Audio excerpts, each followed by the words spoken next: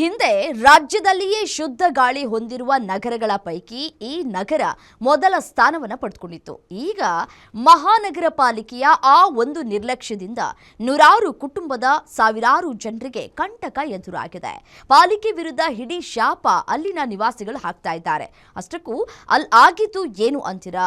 ಆ ಕುರಿತ ಒಂದು ವರದಿ ಇದೆ, ಬನ್ನಿ ನೋಡ್ತಾ ಹೋಗೋಣ.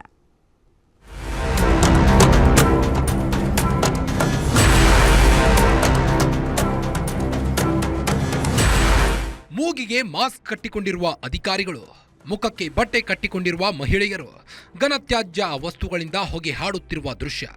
ಈ ಎಲ್ಲ ದೃಶ್ಯಗಳು ಕಂಡು ಬಂದಿದ್ದರೂ ವಿಜಯಪುರ ನಗರದ ಹೊರವಲಯದ ಇಂಡಿ ರಸ್ತೆಯಲ್ಲೇ.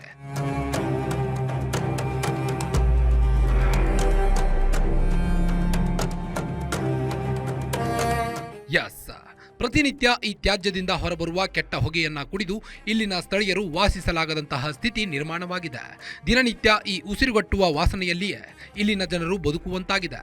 ವಿಜಯಪುರ ನಗರದ ಇಂಡಿ ರಸ್ತೆಯಲ್ಲಿರುವ ಘನತ್ಯಾಜ್ಯ ಸಂಸ್ಕರಣೆ ಹಾಗೂ ವಿಲೇವಾರಿ ಘಟಕದಿಂದ ಕಳೆದ 15 ದಿನಗಳಿಂದ ನಿರಂತರವಾಗಿ ವಿಷಕಾರಿ ಹೊಗೆ ಸೂಸುತ್ತಿದೆ. ಇದರಿಂದ ಇಲ್ಲಿನ ಜನರು ನರಕಯಾತನೆ ಅನುಭವಿಸುತ್ತಿದ್ದಾರೆ. ಅದೇ ಈ ತರ ಸಾಲಿಡ್ ವೇಸ್ಟ್ ಮ್ಯಾನೇಜ್ಮೆಂಟ್ ಸೈಟ್ ಅಲ್ಲಿ ಪ್ರತಿದಿನ ಬರ್ತಕ್ಕಂಥ ಏನು ನಾವು ವೇಸ್ಟ್ ನಲ್ಲಿ ಬಂದು ಡಂಪ್ ಮಾಡ್ತಾ ಇದ್ವಿ, ಅಲ್ಲಿ ಈ ಮಿಥೇನ್ ಗ್ಯಾಸ್ ಫಾರ್ಮ್ ಆಗಿ ಪ್ರತಿ ಬೇಸಿಗೆಯಲ್ಲಿ ಆ ತರ ಮೇಲಿನ ಮೇಲೆ ಈ ತರ ಈ ಫೈರ್ ಕ್ಯಾಚ್ ಆಗ್ತಾ ಇದೆ. ಅದಕ್ಕಾಗಿ ಫೈರ್ ಕ್ಯಾಚ್ ಆಗಿರೋದ್ರಿಂದ ನಾವು ಕೂಡಲೇ ಫೈರ್ ಲೈನ್ಗೆ ಸಂಪರ್ಕ ಮಾಡಿ ಅದನ್ನೆಲ್ಲ ಈಗ ಮಾಡಿದ್ವಿ.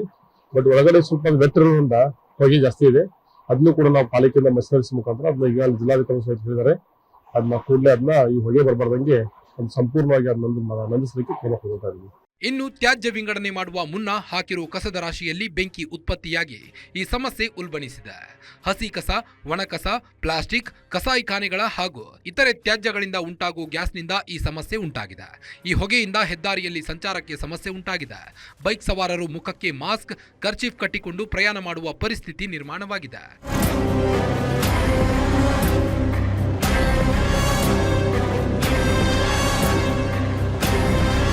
ಇನ್ನು ಈ ದಟ್ಟ ಹಾಗೂ ಅಪಾಯಕಾರಿ ವಾಸನೆಯುಕ್ತ ಹೊಗೆಯಿಂದ ಜನರ ಆರೋಗ್ಯದ ಮೇಲೂ ಪರಿಣಾಮ ಬೀರ್ತಾ ಇದೆ. ಅಸ್ತಮಾ ಹಾಗೂ ಉಸಿರಾಟದ ತೊಂದರೆ ಇದ್ದವರಿಗೆ ಹೊಗೆಯಿಂದ ಮತ್ತಷ್ಟು ಅನಾರೋಗ್ಯ ಹದಗೆಡುತ್ತಿದೆ. ಚಿಕ್ಕ ಮಕ್ಕಳು, ವೃದ್ಧರು ನಿತ್ಯ ಆಸ್ಪತ್ರೆಗೆ ಓಡಾಡುವ ಸ್ಥಿತಿ ನಿರ್ಮಾಣ ಆಗಿದೆ. ಒಟ್ಟಾರೆ ಇಲ್ಲಿನ ಸ್ಥಳೀಯ ಮಹಾನಗರ ಪಾಲಿಕೆ ಅಧಿಕಾರಿಗಳು ಕಂಡು ಕಾಣದಂತೆ ಇದ್ದಾರೆ. ಈ ಕೂಡಲೇ ಇಲ್ಲಿನ ಸಮಸ್ಯೆಯನ್ನು ಪರಿಹರಿಸಬೇಕೆಂದು ಸ್ಥಳೀಯರು ಆಗ್ರಹಿಸಿದ್ದಾರೆ. ಆದಷ್ಟು ಬೇಗ ಈ ಸಮಸ್ಯೆಯಿಂದ ಮುಕ್ತಿ ನೀಡುವಂತೆ ಸ್ಥಳೀಯ ಅಧಿಕಾರಿಗಳಿಗೆ ಗ್ಯಾರಂಟಿ ನ್ಯೂಸ್ ಮೂಲಕ ಇಲ್ಲಿನ ಜನರು ಆಗ್ರಹಿಸಿದರು. Deepak Shinde, guarantee news, Vijayapura.